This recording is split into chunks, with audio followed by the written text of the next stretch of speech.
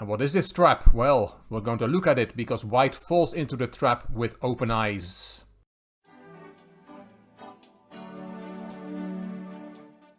Hello chess fans, this is Rick from Chess to Impress with a video on Mises' Magical Rooks, also known as one of the most beautiful traps ever seen on a chessboard. It is number 11 in the series, the Magical Rooks, and it was played in 1939 in England. The white player played c4, his name was James Marston Craddock, and he was most famous for being the under-18 British champion in 1929, 1930 and 1931. His opponent was the great Jack Mises. He even has an opening named after him, namely 1d3, not a great opening but also not bad. In this game he played e5 on the first move and we have an English opening. Jack Mises, who was born as Jacob Mises on the 27th of February 1865, he passed away on the 23rd of February 1954. He was a German-born grandmaster and chess writer.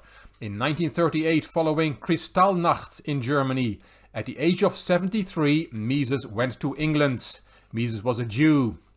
He arrived there with just 15 Reichsmarks in his pockets. He became a naturalized British citizen after World War II.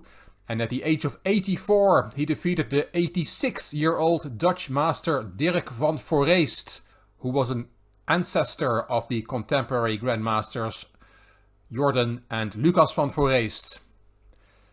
The 84-year-old beat the 86-year-old and Mises commented afterwards, "Youth has been victorious." Mises died in February 1954, a few days before his 89th birthday. His professional chess career lasted 64 years, a record that still stands today. This game was played in, as I said, in 1939, when Mises was 74 years old. Let's see what he did. Knight c3 was played on the second move by Craddock, knight c6 from Mises, g3, knight f6 and bishop g2. The bishop went to b4, e3, d6, the knight got developed to e2, the bishop went to g4, queen b3 unpinning the knight on e2 and rook b8. And when I was preparing for this game I found this nice quote from an internet poster. "This is one of the most beautiful traps ever seen on a chessboard." And what is this trap? Well, we're going to look at it because white falls into the trap with open eyes. White must have thought he could get a small advantage here with knight d5, not a bad move. Attacking the bishop on b4 with two pieces, it's only defended once, so Mises played his bishop to c5. Nothing strange so far. But now white thought, I can take on f6 with check. And then black will have to take back with the pawn, and I play knight c3 and I have a small edge. Yes indeed. But after knight takes f6 check, black did not take back with the pawn, he took back with the queen. Double exclamation mark. It looks like a blunder, but it is a brilliancy. Here Craddock's heart must have started beating really fast. He thought, I'm going to win this game, I'm going to beat the great Jack Mises. What he really should have done is play a move like knight c3 and the game is in the balance. But Craddock thought he was winning. With bishop takes c6. It looks like it wins material, and it is, but there is a sting in the tail. White must have thought black cannot recapture because the rook on b8 is unprotected. And after that the rook on h8 will be unprotected. And here we see Mises' Magical Rooks. They don't do much in this game, they are being sacrificed. Because in this position, Mises took back on c6, took the bishop. Queen takes b8 check. Craddock keeps going down the path of self-destruction.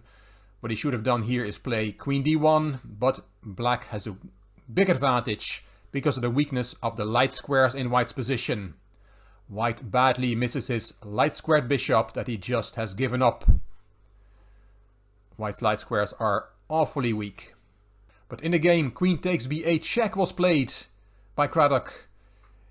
King went to d7 and there goes the second rook. And being two rooks down, black is now going to attack the white king on the light squares. If there ever was an example of a player attacking on a certain complexion of squares, then this is it. Queen f3 with a clear threat of queen takes e2 checkmate. If the king goes to f1, then there is queen takes e2 check, king g1, bishop h3 and mate on d1, e1 or f1. In the game after queen f3, the king went to d1, queen takes e2 check, king c2, queen takes c4 check, and some sources give that this is the end of the game. Other sources says that Craddock allowed the checkmate, king b1 and queen d3 is checkmate. What a game from Mises, and especially what a trap with that bishop g4 and rook b8. He lured his opponent into winning the 2 rooks and then he killed him off over the light squares. I was going to say, I hope I will be able to play like this when I'm 74. But never mind, I'm not able to play like this today, let alone when I'll be 74.